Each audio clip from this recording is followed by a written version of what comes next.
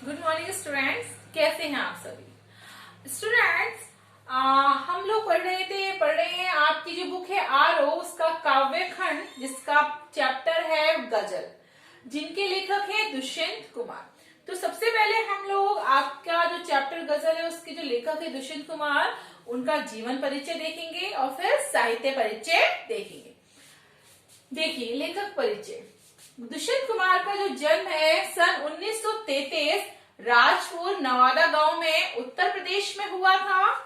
और इनकी जो प्रमुख रचनाएं हैं बच्चों वो हैं सूर्य का स्वागत, कि सूर्य का स्वागत कैसे किया जाता है, आवाजों के घेरे, साई में धूप और जलते हुए वन का बसंत। कि जलते हुआ जो वन है यानी कि जंगल है वो जल रहा है, उसका बसंत किस तरह से मनाया जा रहा है। एक कंठ विष पाई, एक कंठ, कंठ का मतलब होता है आपका गला, कि उसमें विष किस प्रकार से पी लिया गया था। छोटे छोटे सवाल, कि बच्चों के छोटे छोटे सवाल कैसे होते हैं उस पर लिखा है इन्होंने कहानी। आंगन में एक वृक्ष और दोहरी जिंदगी, ये इनका उपन्यास है। साथ में इन्होंने इस पे लिखा है कि उस उपन्यास में कि एक वृक्ष है आंगन में और उसकी दोहरी जिंदगी कैसी है। और इनकी जो मृत्यु है बच्चों सन 1975 में हुई थी। तो ये तो इनका जीवन परिचय था। आइए हम अपनी बुक से साहित्य परिचय पढ़ते हैं और साथ में समझते हैं। बच्चों जब आप वीडियो ऑन करें तो आप पेज नंबर 164 निकाल लीजिएगा। अच्छा, एक इंफॉर्मेशन और देनी है, इससे पहले वाला जो चैप्टर है वो है चंपा काले काले अक्षर नहीं जानती है। वो चैप्टर मैंने आपको इसलिए नहीं पढ़ाया है क्योंकि वो आपके कोर्स से डिलीट हो गया है, जो 30% सिलेबस है। आप सोचें कि मैम ने घर की याद के बाद वाला चैप्टर क्यों नहीं पढ़ाया, तो मैं आपको बता देती हूँ। वो क्योंकि आपके चैप्टर जो है वो कोर्स से डिलीट हो गया है।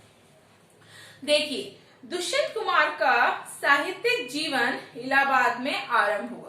साहित्य जीवन का मतलब होता है साहित्य से वो जुड़े हुए थे, साहित्य की के बारे में वो किस तरह से लिख रहे थे, वो सारा जो उन्होंने जीवन व्यतीत किया है वो इलाहाबाद में किया है।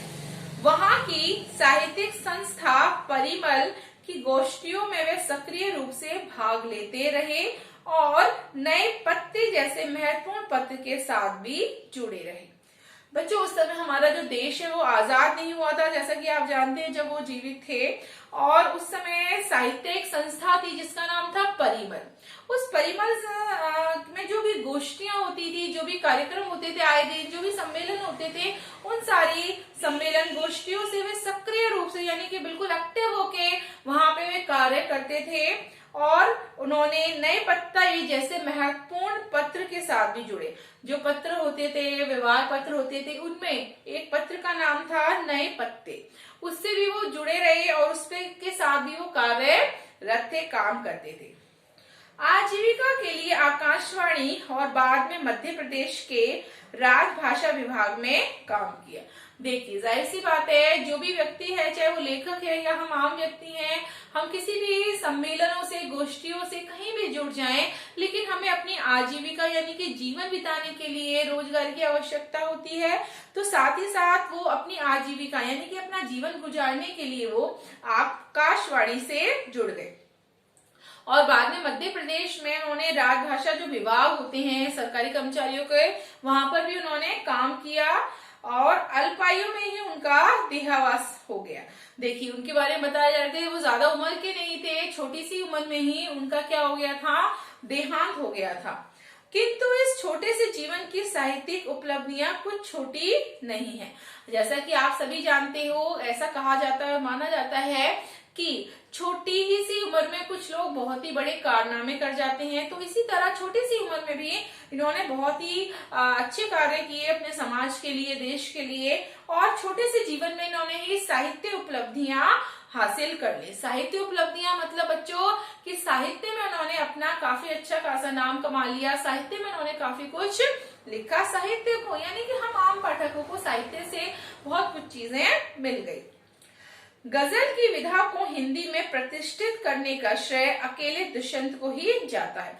देखिए, जो गजल होती हैं, शेरो शायरी वगैरह होती हैं, ये अधिकतर अलग कैटेगरी में जाती हैं, लेकिन एक ऐसे अकेले लेखक थे जिन्होंने गजल को प्रतिष्ठित करने का, यानी कि गजल एक ऐसी विधा है जिसको हिंदी में प्रतिष्ठित स्थान दिलाने का सारा श्रेय सिर्फ मिस्टर किसको जाता है, दुष्यंत कुमार को ही जाता है, लेखक को जाता है। इन्होंने ही इसके लिए बहुत कार्यरत किया। उनके कई शेर साहित्यिक एवं राजनीतिक जमाम बड़ों में लोकोक्तियों की तरह दोहराए जाते हैं, है ना। उन्होंने जो शेरो शायरी करी, जो गजलें करी, जो हमारा साहित्य था या हमारा जो राजनीतिक चीजें थी, राजनीतिक जमाम माना था, जहाँ पे राजनीतिक लोग, पॉलिटिशियन जो कि आके बैठा करते थे, बातचीत करते थे मुद्दों पर, तो उनके शेरों को, उनकी गजलों को कहीं ना कहीं वो दोहराया करते थे, उनकी लोकोक्तियां यानी उनकी लाइनों को कहीं ना कहीं वो बोलने का कार्य करते थे, प्रयास करते थे। जैसा कि अगर कोई व्यक्ति बात कर रहा है तो बात करते करते हम कुछ एग्जाम्पल दे देते हैं, कुछ लोकोक्तियां पेश कर देते हैं जो आम जनता में बोली जाती। तो इस तरह इनकी जो गजलें हुआ करती थी और शेरो शायरी होती थी, उसमें लोग इनकी चीजों को दोहराया करते थे। साहित्यिक गुणवत्ता ने से समझौता न करते हुए भी दुष्यंत ने लोकप्रियता के नए प्रतिमान कायम किए हैं। साहित्यिक गुणवत्ता, है ना, देखिए जो क्वालिटी होती है ना, जो गुणवत्ता होती है, उससे उन्होंने कभी भी समझौता नहीं किया। जैसे कई बार लोग सोचते हैं कि चलो ठीक है, एग्जाम्पल के लिए हम कोई मूवी बनाते हैं या कोई भी काम करते हैं तो उसमें अच्छी क्वालिटी का सामान यूज करते हैं, अच्छे संसाधनों का यूज करते हैं, प्रयोग करते हैं।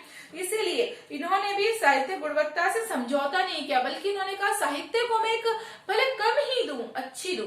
जैसा कि अक्सर आपने घरों में सुना हो कि कम खाओ मगर अच्छा खाओ, इसी तरह उन्होंने सोचा कि मैं साहित्य में भले कम लिखूंगा लेकिन मैं अच्छा ही लिखूंगा, अच्छा ही चीज दूंगा।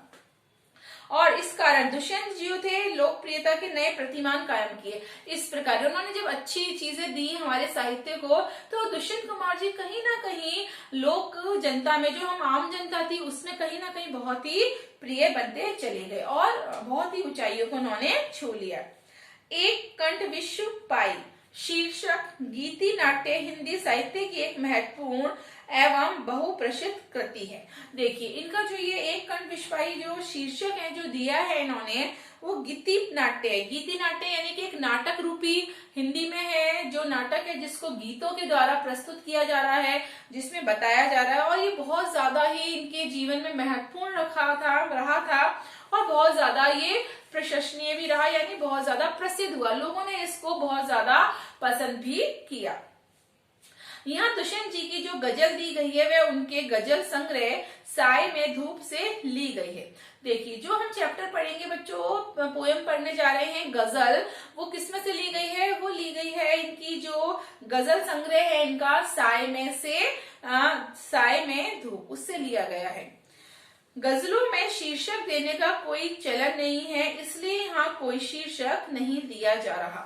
उस समय ऐसा समय था जैसे कि हर चीज को शीर्षक दिया जाता है, प्रकरण यानी कि टॉपिक दिया जाता है, लेकिन गजल एक ऐसा है जिसको वो खुद ही अपने आप में एक शीर्षक है, एक ही प्रकरण है, इसलिए उसे कोई भी शीर्षक नहीं दिया गया है। आइए, जो हमारा चैप्टर है गजल, जो पोएम है, उसके बारे में हम पढ़ते हैं कि क्या बता रहे हैं वो गजल क्या है। गजल एक ऐसी विधा है जिसमें सभी शेर अपने आप में मुकब्बिल और स्वतंत्र होते हैं। शेर इन द सेंस आप लॉयल से ना लगाइएगा, जो जंगल का राजा शेर है वो नहीं, बल्कि जो शेर व शायरी होती है वो उससे आप तात्पर्य लगाइए कि जिसमें जो सभी शेर हैं वो अपने आप में मुकब्बिल यानी अपने आप में सभी स्वतंत्र होते हैं, अपने सभी का अपना अपना अस्तित्व और अर्थ होता है अगर हम शेर व शायरी करते हैं। तो गजल एक ऐसी विधा है जिसमें भी जो शेर व शायरी हम करते हैं, है ना, उनका अपना एक स्वतंत्र अर्थ है, अपना अस्तित्व है। उन्हें किसी क्रम व्यवस्था के तहत पढ़े जाने की दरकार नहीं रहती है। देखिए, कई बार ऐसा होता है कि जैसे हम जीवन परिचय पढ़ रहे हैं लेखक का, तो सबसे पहले उसका हम जन्म पढ़ेंगे, कहाँ पैदा हुए, क्या शिक्षा थी, क्या, ये सारी चीजें कहीं ना कहीं हम पढ़ने की कोशिश करते हैं। लेकिन शेरों शायरों में ऐसा कोई भी वो नहीं है कि हाँ कोई क्रम व्यवस्था हो, उसको क्रम से पढ़े, कुछ भी है, कहीं से भी कोई सा भी शेर उठा के हम बोल देते हैं। इसके बावजूद दो चीजें ऐसी हैं जो इन शेरों को आपस में गूंथ कर एक रचना की शक्ल देती है।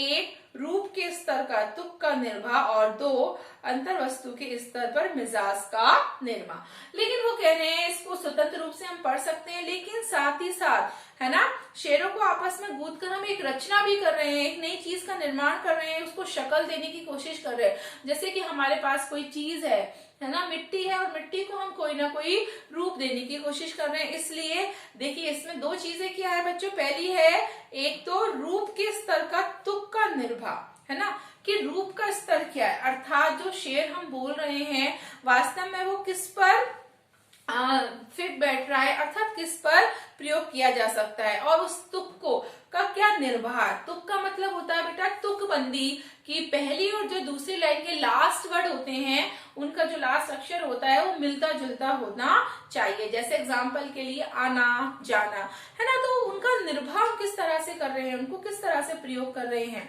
और दूसरा है अंतर वस्तु के स्तर पर मिजाज का निर्वाह। अंतर वस्तु के स्तर का मिजाज यानी कि जो अंतर वस्तु है जो हम अंदर बोली जा रही है उसको किस तरह से हम प्रयोग में ला रहे हैं, उसका मिजाज कैसा है, अर्थात उसको हम जब बोलेंगे तो हमारा बोलने का, अंदर से बोलने का जो तरीका है, ढंग है, वो किस तरह से हम उसको पेश करने की कोशिश करेंगे, किस तरह से उसको निभाएंगे उस शेर को बोलते समय।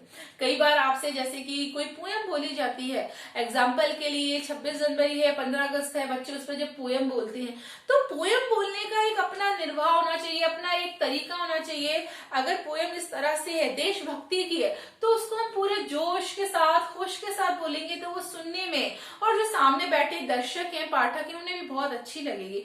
लेकिन उसी देशभक्ति पोयम को हम बड़े नीरस होके बोलेंगे तो कहीं ना कहीं उसका अर्थ ही समझ में नहीं आएगा, और जो प्रभाव पढ़ना चाहिए सामने वाले दर्शकों पे वो शायद वो नहीं पढ़ पाएगा। इसलिए वो कह रहे हैं कि अंतर वस्तु का स्तर, मिजाज कैसा होना चाहिए, यानी कि जिस तरह का आपकी जो भी शेर है, शायरी, गजल है, उसको उसी लहजे में प्रस्तुत करें जिस तरह से वो प्रेजेंट करनी हमें चाहिए।